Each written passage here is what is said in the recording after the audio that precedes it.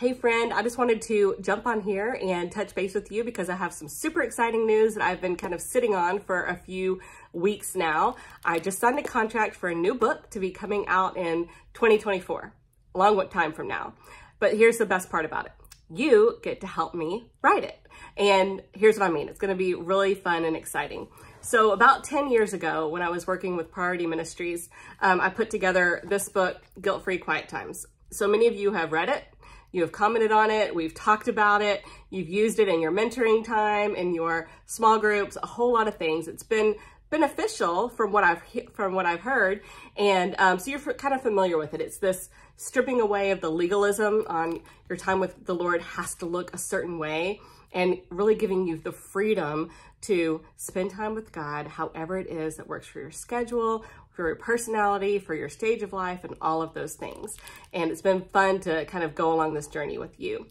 Well, a few months ago, an editor stumbled upon my website and saw this book and realized it had been self-published and that there was still the potential to bring it to more people, and thought this might be a possibility. So she reached out to me and asked if I would consider like revamping it and taking what I already have and adding to it and somehow making it even more in depth. And of course I thought, well, that's a very interesting idea. And so I prayed about it a lot and thought about it. And we talked about and brainstormed some ideas along with my agent. And what we came up with was that the thing that would make this even better is if we heard from real women, real everyday women who are going through life figuring it out. How do you spend time with the Lord when you have small children? How do you spend time with the Lord whenever you're working all the time?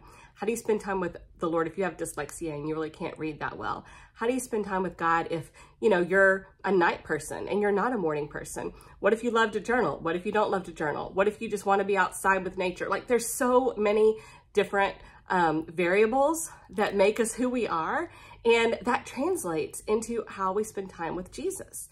And the thing is, there are women out there who still struggle. They think that if they don't fit in this perfect little church box or this perfect little formula that someone has taught them along the way, and those formulas are different, then they're not doing it right. And if you have ever felt like you're not spending time with the Lord correctly, then I'm talking to you, because we all have struggled with that. We think that we're not doing it right. Well, what is right? What does the Bible say?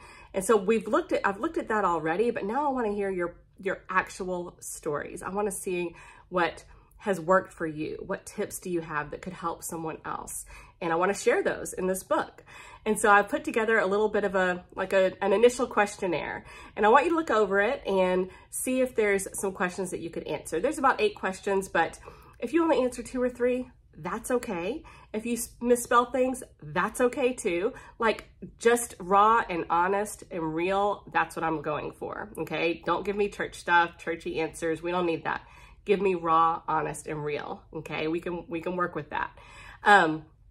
And then every couple of weeks, I'll send out some other questions, a little bit more targeted, and we'll see what God has for us. We'll just kind of take this one step at a time. This is a huge step of faith for me, because writing has always been a very solo sport, and inviting someone into the process whenever it's not perfectly clean and orderly and planned out is a little bit, it's just a step of faith. That's all that is to it. But I know God has called me to this. I know He's called you to help me.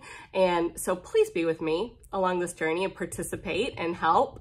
And give me your prayers, God. Give me your prayers, friends. Give me your words. Give me just any encouragement or help that you think that I could pass along to women out there who need it.